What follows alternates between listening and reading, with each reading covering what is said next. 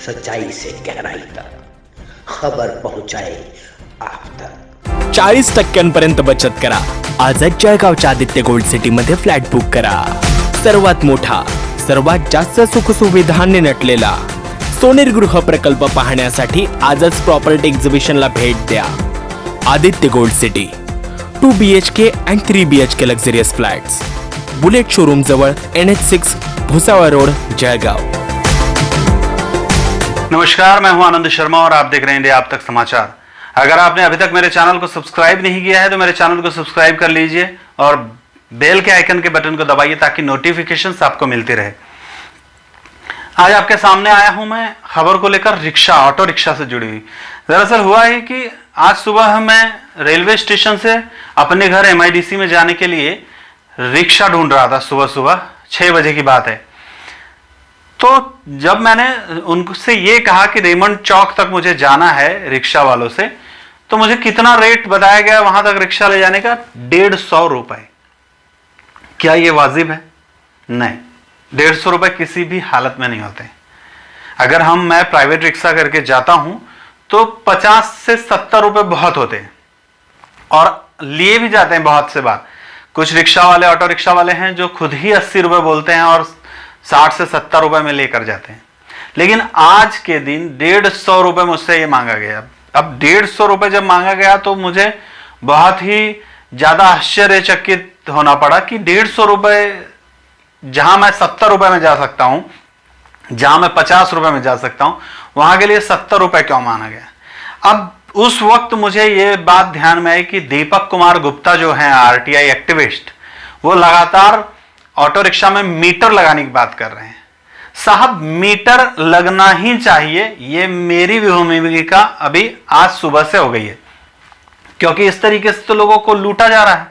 खुद बिना पैसेंजर के पूरे शहर में रिक्शा घुमाते हैं, लेकिन किसी जरूरतमंद को कभी भी जो वाजिब कीमत है उसमें छोड़ने का प्रयास नहीं करते हैं।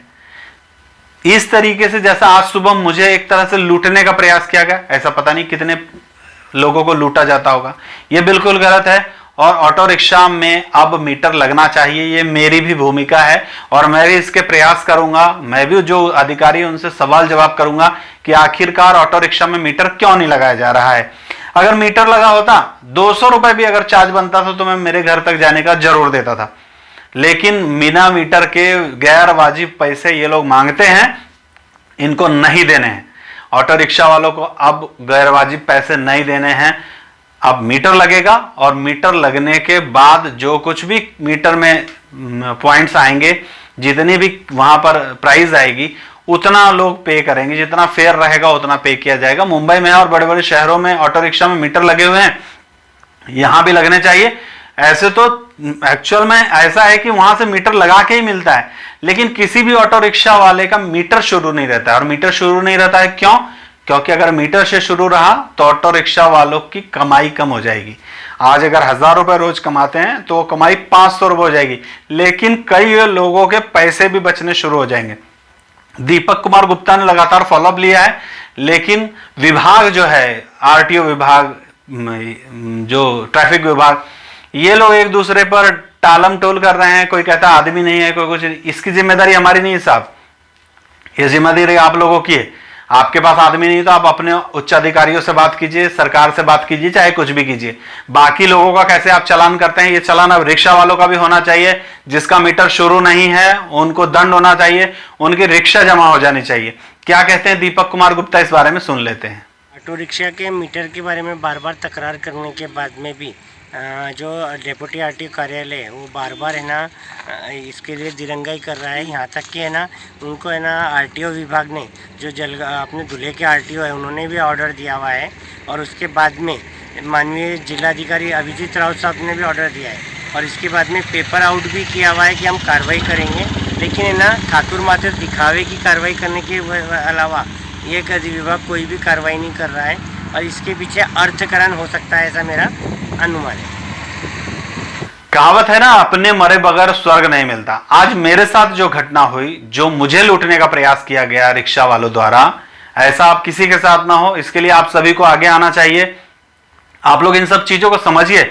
मुझे तो कई बार आश्चर्य होता है, एक ऑटो रिक्शा में जो 3 लोगों के बैठने की जगह है, वहां 10-10 लोग वो लोग बैठा कर लेके जाते हैं, आगे 4 लोग लटका के रखते हैं। क्या क्यों जाते हैं आप? अगर आप नहीं जाएंगे वैसी ऑटो में तो दूसरी ऑटो आएगी और आपको लेके जाएगी। आप लोग ऑटो में इस तरीके से गैर कानूनी तरह से जो लोग बैठ कर जा रहे हैं एक रिक्शा में 10-10, इसको कहीं ना कहीं बढ़ावा आप भी दे रहे हैं। इतनी क्या जरूरत है आपको? पैसे तो आपको देने ना, फ्री में तो नहीं लेके जा रहा है वो। तो जब फ्री में नहीं लेके जा रहा है तो आप इस तरीके से लटक वटक के क्यों जाते हैं?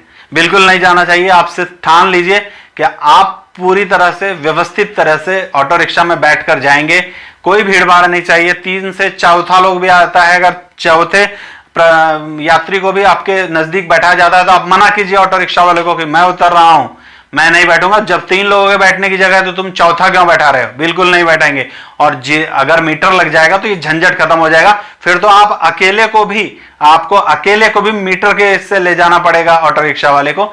इसलिए अब तो डिमांड यही करनी है कि ऑटो रिक्शा में मीटर लगे, ताकि ऑटो रिक्शा वालों का भी नुकसान नहीं हो, साथ साथ यात्रियों का भी नुकसान नहीं हो, जलगांव के लोगों का भी नुकसान नहीं हो।